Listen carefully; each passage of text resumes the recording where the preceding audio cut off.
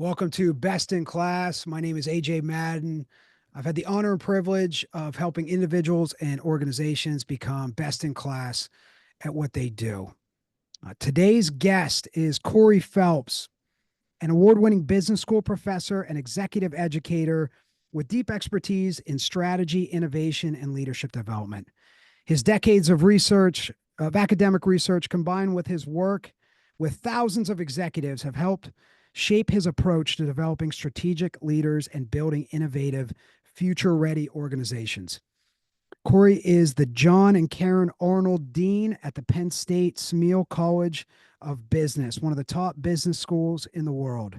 Formerly the Dean of the University of Oklahoma Price College of Business and professor at McGill University, HEC Paris, and the University of Washington. He holds a PhD from the NYU Stern School of Business.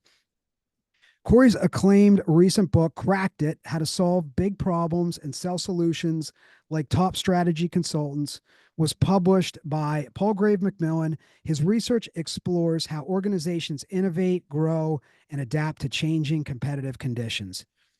He's published over 20 papers in leading academic outlets and received several prestigious research awards. Corey has worked with thousands of leaders from hundreds of organizations in 30 plus countries. He understands the challenges of being a senior leader in a dynamic industry because he is one. Corey, welcome to Best in Class. Honored to have you. Thanks, AJ. Appreciate that. And thanks for the bio. That was great. It seems as I listened to it, wow, I've done all that. But yes, yeah, it's been great so far. Oh, excellent. Heck of a resume and most importantly, a heck of a lot of positive impact in a lot of ways on a lot of people in a lot of organizations in a lot of countries. Uh, First question I had today was, what are a few of your favorite? And by the way, Cracked It is an excellent read. And Corey and his co-authors do a great job of making the complex simple for us. These high-level strategy concepts and high performance thinking, they did a great job of breaking it down in a simple way that you can apply it to your organization that day, which is extremely difficult to do. Steve Jobs said it takes a lot of work to make something simple. So there was a lot of effort put into this to make it simple. And it's one of my favorite new books on thinking and strategic thinking. So, Corey, what are a few of your favorite mental models from Cracked It that the listeners can apply today to their work and life? Okay, great question. So, Cracked It, we talk about basically a four-step process to problem solving. And we use something that we call it the four S's, try to make it easy to remember through that mnemonic. And the four S's stand for state the problem, structure the problem, solve the problem, and then sell the problem. So I have tools or mental models that I like for each of those. Probably my favorite from the entire book is from the very first step of the problem solving process is stating the problem. In other words, defining the problem that you're attempting to solve. And there we have a framework in the book that we call TOSCA. It's called TOSCA for two reasons. One of my co-authors, Ben Agaret, is a huge opera fan. And there's a Giacomo Puccini opera that many people might be familiar with called Tosca. And he used that as sort of a creative way to come up with an acronym to help us think about what's a simple and straightforward way to define a problem. Because what we found in our research and our working with leaders from companies around the world is that oftentimes defining the problem, we skip over that step. We simply assume that, oh yeah, everybody knows what's going on, what the problem is, so why waste any time detailing what it is? Let's just move on to the fun part. Let's get a group of people together and brainstorm solutions. So the tool is meant to basically force people to stop, slow down, and define what the problem is. So TOSCA means the following. The T stands for trouble. That's what we typically think of when we think of a problem. Something's not right, right? There is trouble. Now, trouble could be, well, we expected performance, maybe it's profitability to be here, but it's here. Or we expected our turnover rate of employees to be here, but it's way up here, right? Or it's anything that is viewed to be different from what the goal or the expectation is. That's the trouble. So we ask people, when you're defining a problem, Define what the trouble is. What tells you there's a problem? So that's the first step. The O in TSCA stands for owner. Who owns the problem? And oftentimes in organizations, when you're talking about really complex problems, like problems with respect to the financial performance of a business, those are usually complex problems, lots of underlying causes that cut across different leaders and units in the organization. So sometimes it's hard to identify, well, who owns that problem? Who's responsible for solving it and who's going to be held accountable for whatever that solution is? So you got to figure out who is the owner of the problem if you're going to move forward with it. The S is success. And for me, this is probably the most important of everything that we talk about in the book is knowing when you're tackling a problem and you're trying to solve it, going in, knowing what you are going to use to measure success. In other words, what does success look like? So many times we go into a problem, we know that there's trouble, we know that our turnover rate of employees is way too high, but we don't go in saying, okay, well, what will success look like? Will it be a 50% reduction in turnover? Okay, by when? Are we okay if it takes 5 years? Do we want it to be 6 months?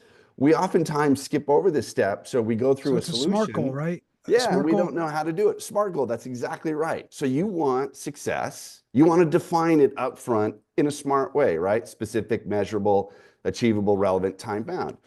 So that's the success part. The C part, what are the constraints? Are they financial constraints in solving this problem? Are there norms of the organization? Maybe there are cultural constraints that say some solutions, we just can't go down that road. Maybe you don't have the people, the bandwidth, the capacity. So figuring out what the constraints are. So that's the C. And then the final one is actors. Who are the stakeholders? Who is going to be interested in this problem solving process? Who's going to be impacted by the solution? So knowing what the problem is going in and using that TSCA framework. So that's one tool that I really like, and that's at the very beginning. Another tool that I like is we call them issue trees. Sometimes they're called logic trees. But these are ways that sort of force problem solvers to try to find as many potential solutions as possible. Because what you're trying to do is you're trying to unpackage or decompose a problem into many, many, many finer steps. So let me give you a really quick example. So a lot of times when we were working on writing the book, and certainly since the book's been out and teaching workshops, we'll often work with undergraduate students or MBA students. So we'll come up with an example that resonates, right? So oftentimes students find that they don't have enough money to pay all their bills, and oftentimes it's the food bill that's a challenge, right?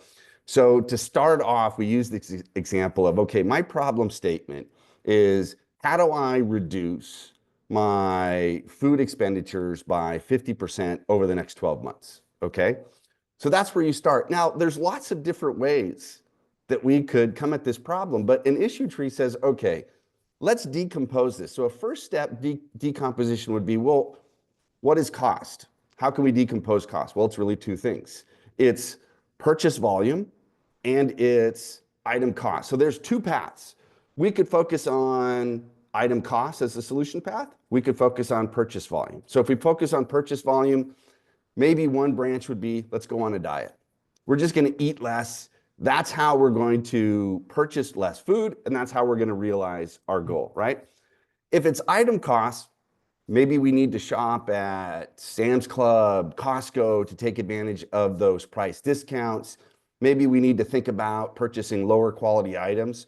But the point of an issue tree is it really forces you to consider far more potential solution paths than we're normally predisposed to as human beings. One of the things we know about problem solvers, as well as decision makers, is we often only consider a couple different options when there are maybe hundreds of more valuable, better options. They just don't enter into our reference set, and therefore they're never on the table to choose from. Issue trees sort of force you to identify more potential solutions. And that relates to the third tool that I really like in the book. And this is an acronym that's very well known in the world of strategy consulting.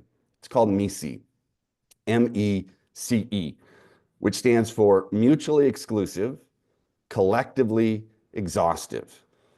And what that means is when you're solving a problem, and for example, when you're developing an issue tree, what you want is you want to identify as many mutually exclusive solutions as possible. You want to force yourself to really try to identify the entire universe, right, of solutions that are different from one another. That's the mutually exclusive part. The collectively exhaustive part is that entire universe. So when you're developing an issue tree, you want to force yourself to say, okay, is this solution path, is that really different from this other solution path? Are they mutually exclusive? And then ask yourself the question, have we exhausted all possible paths?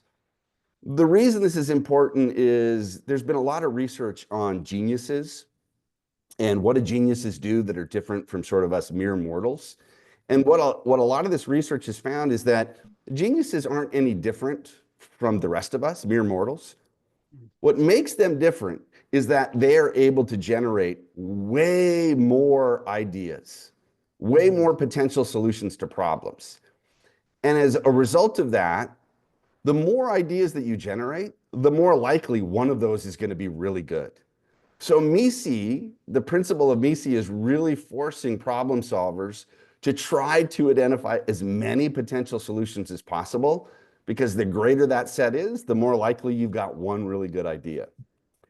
And then the last principle that I really like, and this comes straight from the consulting firm McKinsey, a former McKinsey partner named Barbara Minto. She wrote a book called The Pyramid Principle, over 2 decades, actually over 3 decades ago now. And the pyramid principle is just a way to communicate an idea. So in the book, the final S of the book, sell, is anytime you come up with a solution, you're going to have to sell that idea to other people. You're going to have to persuade them that your solution is right. And the efficacy of your selling process depends upon how you communicate it, right? And what Barbara talks about in the pyramid principle is there's a really simple, elegant, but powerful way to persuade people about your ideas. And what she says is you should construct a pyramid. At the top of the pyramid is start with the solution, right? Now, why is that important? Most people, like let's say for example, when you're writing an email and you're trying to persuade somebody on your team in your organization an email, what we often do is we start with, here's the situation. So you write a paragraph on the situation. And then, okay, here's what's wrong. We call that the complication. Okay, so now I've got 2 paragraphs. And then finally, your third paragraph is, okay, this is what I propose, the resolution. So if you're a journalist, you would say you've buried the lead. You force your audience, the reader, to wait and read multiple paragraphs to where they get to the idea. So what pyramid principle says is invert that. Start with, here's what I recommend. And then the next level of the pyramid is, here are the 2 or 3 reasons why I recommend this. And then the lowest level of the pyramid is, here's the evidence, the facts, the research, the data that support each one of those reasons why, right? So it's a really efficient but powerful way to persuade people. So those are the 4 models that I really, really like from the book, and hopefully it'll resonate with people. But they're powerful when they're used well. That's right. They are powerful when they're used well, and they're powerful when they're used the way you laid them out, because they can work synergistically in a lot of ways. They all support each other, which you laid out really well in the book as well with your system. Thank you for making the complex simple there. As I'm listening to you speak, as all great strategic thinkers and the best strategic thinking books, they make the complex simple so we can apply these tools not just to our work, our business, our leadership, but also our health, which I love the way you explained it to the college students about food. Uh, we can apply these tools to our health, our relationships, our finances. Any one of these tools that Corey laid out, they're a Swiss Army knife tool to make us better thinkers, make us more successful, less stressed, happier potentially. Yeah, I'm glad you brought that up, AJ. There's a quote that we came across after we wrote and published the book that I love, and it's by a philosopher, probably one of the preeminent philosophers of the 20th century. His name was Karl Popper. And Mm-hmm. people that are scientists, we talk a lot about Karl Popper because his idea was this idea of falsification, right? So science is built upon this fundamental principle of what you're trying to do is you're trying to find evidence to falsify a hypothesis, right? But he had this quote that's super powerful. And what he said was, all of life is problem solving. As a human being, what we do day in, day out, all the time across all of our spheres of activity is we're problem solving. In other words, human beings, we're hardwired to be thinking about the future, which means we create expectations, right? We may not have them consciously, but we have these expectations, right? We hope, okay, get in my car, I'm driving, I hope I get there in 10 minutes. Something happens where I get delayed. That's problem solving, right? Because the expectation was I'm going to get there in 10 minutes. It looks like I'm going to get there in 20 minutes. What do I do? Now, a lot of us, we go to our smartphones and we come up with a solution using Google Maps or something like that. But his point was all of life is problem solving. So as we got deep into the book, we realized, to your point, we weren't writing this book just about leaders and organizations and strategic problems. What we were really doing was trying to develop a toolkit that anybody could use to tackle really sort of any problem that they face in any sphere of their life. And so much so that I started at the time the book came out, my daughter was, gosh, she would have been about 7 years old. I started talking to her. I wasn't using the terms from the book. So I didn't talk to my daughter about Tosca and Misi and issue trees. But I did try to help give her some tools when she would face a problem. She'd come home from school and she'd be upset. And I would say, why are you upset? And it had to do with she had an expectation that wasn't being met. Maybe it was she had hoped that she was going to be able to spend time with the friend and she wasn't because that friend chose to play with somebody else. So part of my approach to her was, okay, well, let's sit down, let's have a conversation about why are you upset? What I was really trying to do is, what's the trouble, right? I was using that Tosca framework, right? Didn't have to talk about ownership because it was her problem. And I would say, okay, Coy Rose, what would make you feel better? What would make you feel okay? That's the success part, right? And how quickly do you want that to happen? So I was trying to give her some tools for life that really came straight from the book. So you're absolutely right. The toolkit here isn't just for solving complicated problems in organizations. I really believe it's useful for everything that we do when we encounter problems in life. Oh, that's right. Oh, beautiful story as well, how you applied it with your daughter right there. What a great example. Okay. Okay. Well, I can't wait to watch this myself. I'm gonna go back and take notes from those explanations. That was very helpful.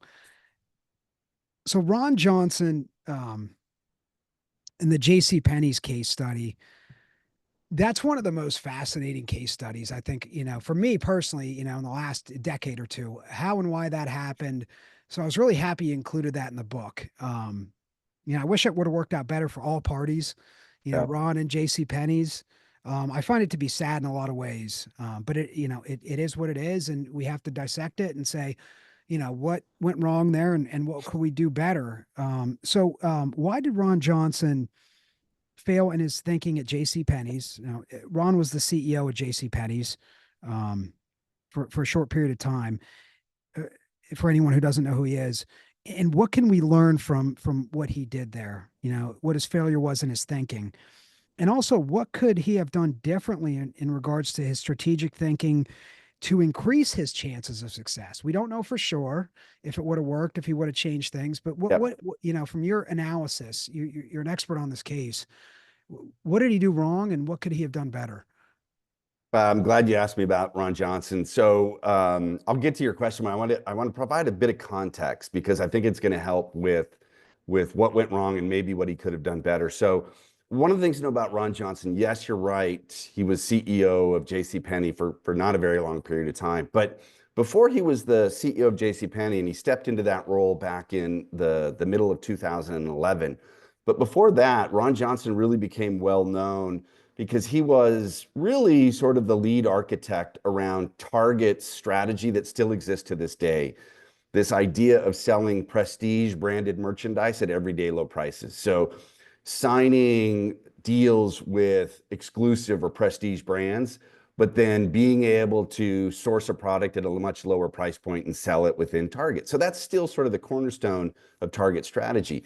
So that strategy was so successful, and Johnson became so well known that when Steve Jobs decided that Apple was going to move forward and develop their own retail stores, he hired Johnson away from Target to basically lead that effort. So Johnson was the mastermind and the architect of the Apple Store. And one of the things that we know about the Apple Store is hugely successful, right? So one of the most successful physical retail formats in the world, if you measure it, for example, by sales per square footage, right? So the guy did fantastic things at Target. He did fantastic things at Apple, which is one of the reasons why JCPenney's board hired him, because at the time he came to JCPenney, things were not going well at JCPenney. The stock price had declined dramatically. Their return on sales had fallen to really close to zero, not even quite 1% return on sales. Customers were abandoning JCPenney for other big box retailers and online commerce. So, when the board says, okay, we've got this major performance problem, who can save us? Well, it made very good sense that Ron Johnson was the guy to come in and save them. So much so that when it was announced in the press that Johnson was going to be the next CEO of JCPenney's stock price increased by almost 20% in one day. It added almost $1 billion of market cap to its valuation. So clearly, equity investors thought Johnson was a great idea, right? So that's sort of the backdrop for the story. This really successful mass merchandiser retailer comes to JCPenney when it's facing probably a crisis it had never faced in its history before, and he's going to turn it around. As you alluded to, the story didn't turn out so well for Ron Johnson, right? So he very, very quickly came up with a strategy that he felt was going to save JCPenney. It took him literally a couple months to do this. And by his own admission, when he was hired by JCPenney, he had never shopped at a JCPenney store. He'd never set foot in a JCPenney store. So he really knew very little about JCPenney. Yet, as we talk about in the book, it really didn't take him long, 2 months, to come up with a strategy that he believed was going to solve what ailed JCPenney. And the strategy had a few basic components to it. So component number one was JCPenney was going to move to an everyday low pricing strategy, because they were a notorious discounter. They had sales promotions almost on a daily basis. He said, we're going to stop doing that. We're going to do a single everyday low price and not do sales promotions, or we're going to do very, very few sales promotions. So that was one. He changed the name of the company. He dropped JCPenney and called them JCP. So they came up with a new logo, very slick, minimalist, red, white, and blue, a lot like Apple in that sense. He comes up with this idea of 100 boutiques in a store. So rather than, mass merchandisers like JCPenney, you came into the store, everything was organized by sort of functions. So men's wear, women's wear, children's wear, homeware, those sorts of things. He said, that's all wrong. We shouldn't sell by function. We should sell by brand. So he came up with the idea of 100 boutiques. Each boutique was a brand. So they had the Levi's boutique. They had the Martha Stewart boutique. They had the Joe Fresh boutique. So all the merchandise that brand sold was in its boutique. So he completely reorganized the way that JCPenney merchandises. Now, what's important to understand is that at this time, they had over 1,100 stores across North America. And he rolls all of these changes, everyday low pricing, the new name and logo, the 100 boutiques in a store. He rolls them out across the entire chain within months, right? Now, what that says is he's pretty darn confident that that's the right strategy, right? Now, one of the last things that he does is he decides that he's going to outfit the store personnel, the floor personnel, the sales clerks, if you will, with handheld point of sale terminals.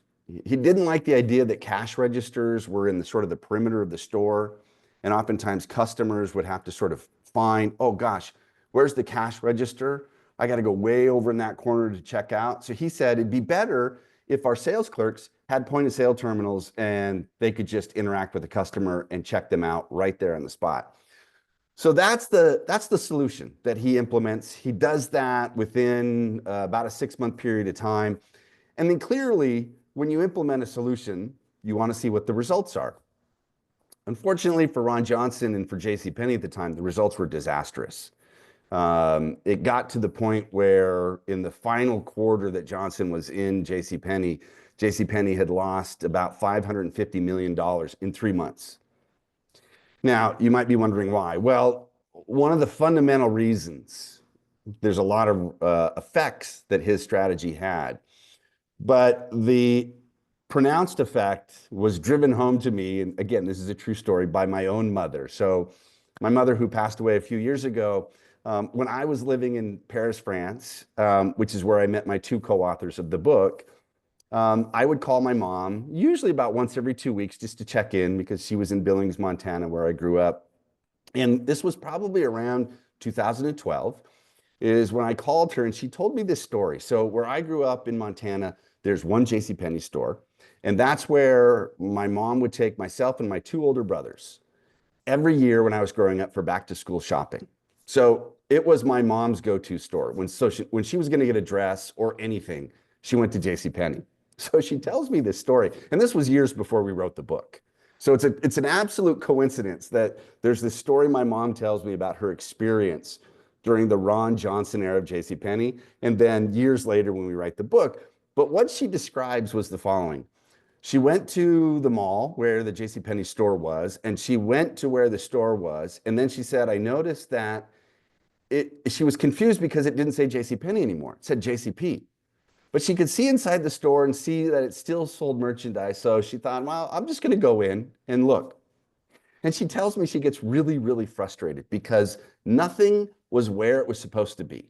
There used to be a women's dress section. It wasn't there. So she describes this frustration. She had to go to all these little shops, these boutiques inside JCPenney to finally find a dress that she likes. So she's really frustrated at this point. But the straw that broke the camel's back, there were two. Number one, my mom loved a deal. She was a premier discount shopper. She loved the fact that if she saw a price tag and there were multiple lines written through it with that sales price on the bottom, which was typical JCPenney before Ron Johnson, she felt like she got a deal. So she looks at these dresses, she's like, there's no discounts. What's going on here, right? So her frustration's rising. The final thing that forced her to leave the store without purchasing was she said a young lady came up to her. JCPenney personnel used to have uniforms. Johnson got rid of the uniforms and said, okay, you wear t-shirts and you're going to wear a t-shirt with the JCP logo. So she describes to me, this young lady comes up to me, jeans and a t-shirt. She's got something in her hand. It looked like a computer. And she said, do you need me to take your credit card and cash out? Now, my mom had no idea who this was. She didn't know she was a JCPenney store personnel. She's a little freaked out because she's asking for her credit card. So she put the dress down and walked out the store. The point of this story is the following. Ron Johnson's solution alienated the core JCPenney customer. He did not understand the core JCPenney customer, and he did not appreciate what his solution would do to that customer. Same store sales at JCPenney in the Ron Johnson era, which was a little over a year, fell by 25%. They were bleeding, hemorrhaging customers. Customers like my mother were abandoning them because the solution he put in place didn't work. Now, that's what happened. Why did it happen? What we talk about in the book is there are a few things. Number one is what's called the expertise trap. We think that expertise is always a good thing. Knowing more about something is always good, right? And there's lots of research that shows that experts compared to novices, when they solve routine problems that they see a lot, can do it much better and much faster. So expertise has value. But what sometimes expertise does is it creates overconfidence. It creates a belief that, look, I've been in this business for 25 years. I've had a tremendous amount of success at Target, a tremendous amount of success at Apple. I know exactly what's going on with JCPenney, right? So boom, boom, boom, I'm going to get to it and I'm going to get the solution in place. So part of it was expertise, and there's a lot of evidence from the research that we did that suggests that maybe Johnson was a bit overconfident because of his prior success. Another thing was, and I alluded to this earlier, is that he didn't take very long to figure out the solution. And he didn't really spend much time trying to understand where the problem was. No time in stores, right? So again, how can Right. you come up with a solution if you don't really understand who the customers are? Why are they leaving? What's really going on within the stores that's creating the performance problem? He very quickly skipped over that step of Yeah. defining the problem well and went right to, I know the solution. And He didn't really talk to the CEO either. well, he was the former The CEO. previous, No, right. yeah, he did I thought not. that was a good point you put in the book. Yeah, I mean, in his opinion, why would I do that? Right? Why would I talk to the previous CEO? Right? I'm the expert. That's why they hired me. Right? Look what I did at Target. Look what I did at Apple. So yeah, I'm glad you brought that point Yeah. up. Um, so he very quickly jumps to a solution.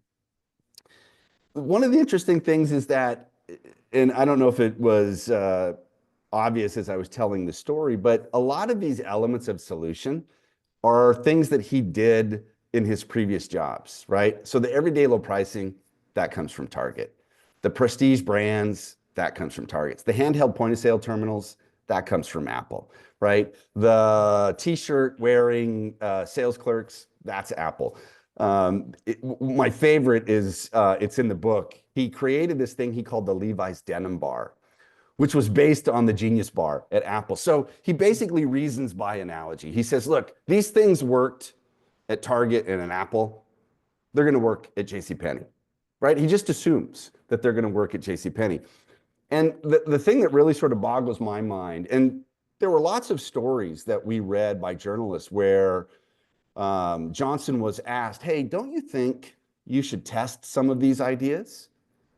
Why don't you take a few stores, right, and build this out like a pilot project, like an experiment, and let's just see if these things are going to work the way you think they are going to work, rather than let's spend billions of dollars, because they spent billions of dollars to roll all of these changes out across over 1,100 stores in a relatively short amount of time. So, the fact that he didn't test what were assumptions, he just assumed these things were going to work, I think was another thing that went wrong. So, the final thing that people often raise, especially senior executives and people that sit on boards, is they'll ask me the question, where was the board of directors in all this? Why did they let Johnson do all of this and go into huge debt, right?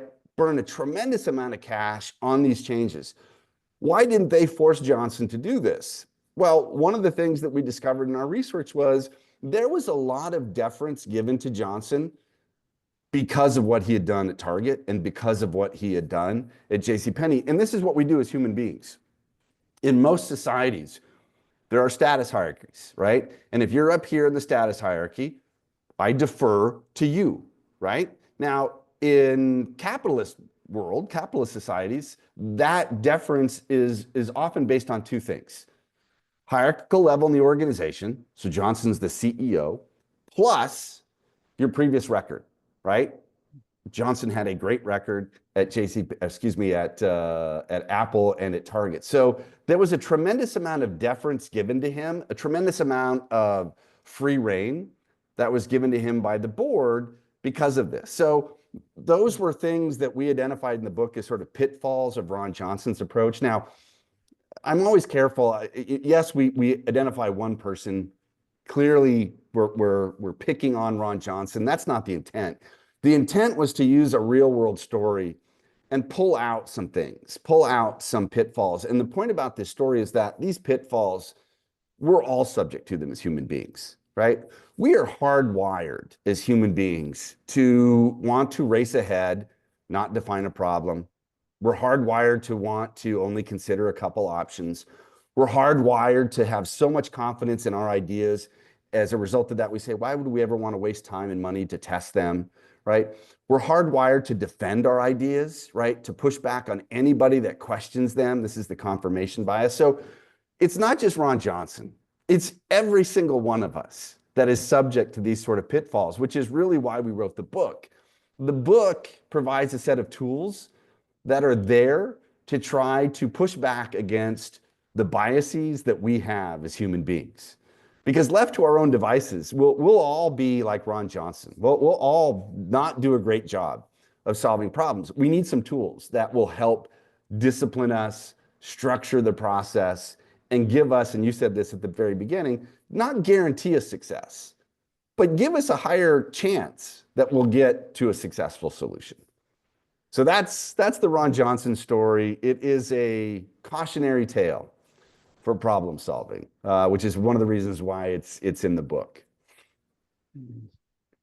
Wow, great storytelling there in terms of that. That's the best I've heard. I've read quite a few, case studies on Johnson, and boy, you laid it out there in the book, and then you really just brought it to life in that story, and how we can all relate to it. And I loved also how you said we're all we're all subject to these blind spots in our thinking. We lack the problem solving tools, and that's why I think it's so important to read books like Cracked It, so you can add tools to your mental toolbox, as Yeah, many as you can. Tools from psychology, in terms of biases, like you laid out, and also problem solving tools, because the more you have them, I believe, the less stress you're going to have, the more success you're going to have, the more confidence you're going to have, the more positive, better relationships, the more positive impact you can have on the world, the more of these tools you can collect, and the more psychology you can study. So, uh, absolutely.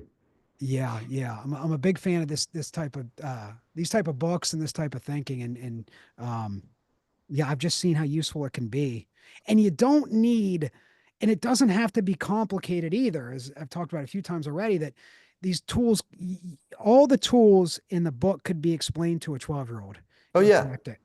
It doesn't have to be complicated. They can be simple tools like this that you can apply today.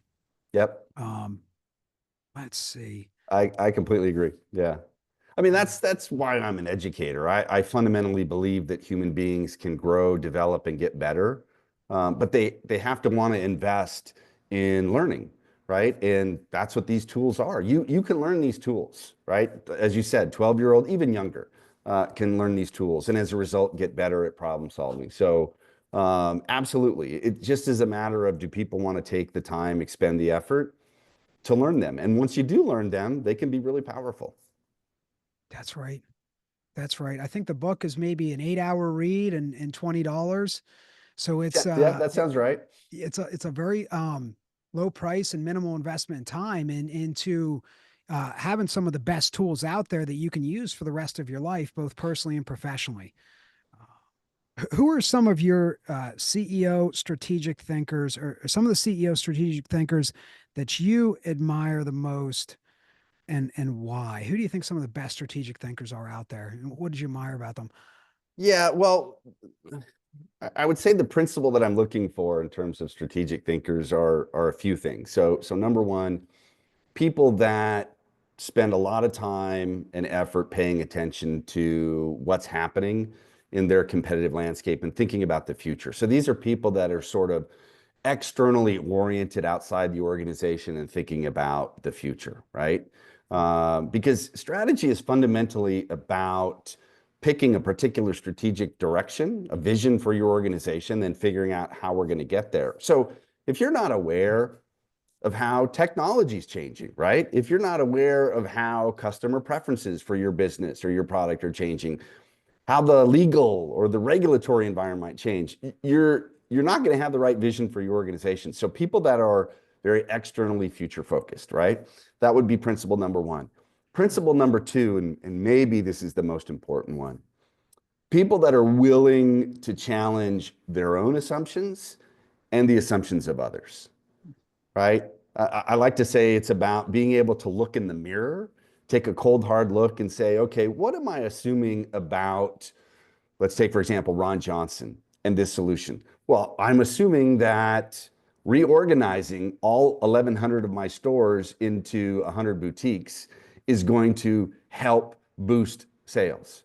Okay, let's challenge that assumption. Now, one way to challenge that assumption is to run an experiment, right? So again, if the types of leaders that I think are good strategic thinkers are ones that are willing to say, I am not so wedded. Well, number one, they know it's an assumption, right? Number two, that they're not so wedded to it that they're unwilling to listen to challenges, whether that challenge comes from other people saying, here's why I think this isn't going to work, or it's data, right? It's okay, let's run an experiment and let's let the data speak, and that's what's going to help us decide. So people that are willing to have their assumptions challenged and willing to challenge other assumptions. And then the final thing, and it relates definitely to challenge, are people that are willing to experiment. People that are willing to say, okay, I've identified an assumption, don't know if it's true or not. Let's figure out a way to validate or test this idea as quickly and cheaply as possible, right? Those, I think, are three principles of strong strategic thinkers, and they map really well to what we talk about in the book, the 4S framework. So a couple people come immediately to mind when I think about that. So Jeff Bezos at Amazon and Sundar Pichai at Google. Both of these leaders are really, really strong when it comes to being future focused, when it comes to being externally oriented, really paying attention to what's happening outside of their respective organizations. So when Bezos was running Amazon, very, very future focused, very much thinking about how technology, regulation, customer preferences are going to change, and then what does Amazon need to do to adapt or innovate that. Very willing to challenge other people's assumptions and have their own assumptions challenged. But I think the core for both of these individuals is that they have built organizations that are fundamentally based upon a disciplined experimentation process. Both Google and Amazon are very much focused on the idea that what we're coming up with when we come up with solutions is we're coming up with hypotheses, right? We're coming up with things that need to be tested in order to really decide if we're going to pursue that. So both of these organizations are very experimentally oriented, which kind of makes sense because they're very engineering driven cultures. But again, for me, those are three of the core principles of really strong strategic leaders. And I think those two individuals and those two organizations are indicative of those three principles. Oh, that was brilliant. Okay, that's one of my favorite explanations all the time in terms of strategic thinking and principles and breaking it down into just three things that we can all apply today. Oh, that's Yeah. excellent. Maybe that's the next book, not to commit you to anything, but that right there with those two leaders, that is excellent. That's excellent. That what a great way to maybe end this one with those three. You gave me a lot to think about there. And how would you what would you advise the listener to do in terms of becoming a great strategic thinker? What are some great steps for them? A next step. Well, I think we touched on this just a minute ago, which is learning, right? So finding whether it's a book or it's a course or it's an article, but tools are going to be really useful, right? So for example, I said there's three things that I think make really good strategic leaders. So people that are sort of externally future focused. Well, are there tools out there that can help me sort of, for example, make sense of the external and be future focused? Yes, there are, right? How do I challenge people's assumptions? How do I challenge my own assumptions? This is the thing that's probably the hardest for human beings, Right. is Right. one, being aware that what we're doing is we're making an assumption. And number two, being willing to challenge it, right? But again, there are tools out there, and then there are tools to help you think about how to structure quick and cheap experiments. So you have to invest in learning. I think that's where it starts, right? So find resources that are going to help you develop a toolkit where you can be a better strategic thinker. The second thing is find opportunities to practice, right? In an educational program, like in a business school, if you're an undergraduate student or an MBA student, we build all this stuff in, right? So we present the tools and we allow you to practice those tools. We give you feedback on the use of those tools. That's great, and that's what we're here for, but not everybody has the opportunity to enroll in a course. So I guess my point would be find tools that are going to be useful and then find opportunities in your own, whether it's your work life or personal life, to spend some time practicing those tools. Because these are things that take a lot of effort, a lot of practice, a lot of trial and error to get better at. So again, opportunities for practice are going to be really important. And what that often means, and what I often advise my students, especially my undergraduate students, is when you go to work and you got your first full-time job and you're working in an organization, and if you're telling me you want to become a better strategic thinker, then you're going to need to be willing to put your hand up when there are special projects that come along that might allow you an opportunity to practice some of these tools, right? Because they may not come along as part of your normal routine day-to-day job, but oftentimes there are sort of, hey, my boss has identified a problem. He wants to put together some sort of ad hoc group to help she or he think about it, right? If you have that opportunity, put your hand up, right? Because those opportunities to apply these tools are invaluable. This is the great benefit, I think, of being a consultant, right? So we wrote this book very much from a consultant approach, and really, to a certain extent, for a consultant audience. The great thing about consultants is their job, they're hired guns to work on organizational problems. So they get opportunities to practice all the time across That's right. lots of different organizations and even across different industries. Not everybody has that opportunity, so you got to be really intentional about when that opportunity comes along. You got to be willing to put yourself out there and say, I want to be on that problem solving team because I want to be able to apply some of these tools. I'm sorry, I've That's got the right. sun. I'm going to lower my blinds here. Oh, well, great advice. Great advice. Take the time to learn and read, and then go out and test these things and work your mental muscles and work your problem solving muscles, and put these mental models to work. Great advice. I know you have to run here. It's uh, Warren Buffett and Charlie Munger came to mind as you were laying out those three principles. Those two, and again, I never heard it laid out the way you did with those three. I thought that was really, really good and important, the way you laid it out. And, if yeah, you could look at the frame, I think those two of the greatest business thinkers of all time Absolutely. thought like, in those three principles. So that's something exciting to think about how we can apply the three principles. And Corey, where can people find you online? Where can they find your work? So you can find me online at my website, which is CoreyPhelps, all one word.com. And then my book, you can find the book on the website. Amazon is a great place for the book. Barnes and Noble is another place for the book. Books a Million. So pretty much most online book retailers carry the book, but Amazon's usually my go-to because you get the best price there. Okay. Excellent. And you do workshops, one-on-one coaching. What do you offer to organizations and individuals? Well, it's really three things. So, number one, workshops, and many of the workshops we do are related, or I do are related to the book. So, workshops helping build problem-solving skill sets. That's one thing. But I do broad work in strategy, so business strategy, corporate strategy, business model innovation. Those are topics, strategic planning. And I do workshops, I do corporate training, and as well as keynote speaking. Keynote speaking, really two topics. One, strategic problem solving is one. Two, strategic transformation of organizations is another. So creating future ready organizations, those are two. So that's really the areas that I operate. Okay. Excellent. Excellent. Well, thank you again today for making the complex simple for us to understand and execute on. And these tools, again, can have a great impact on us, not just professionally, but also personally in terms of our health and our relationships and in all aspects of our life. So, again, appreciate the time and all the great insight. Congrats on your success. Penn State School of Business, one of the best business schools in the world.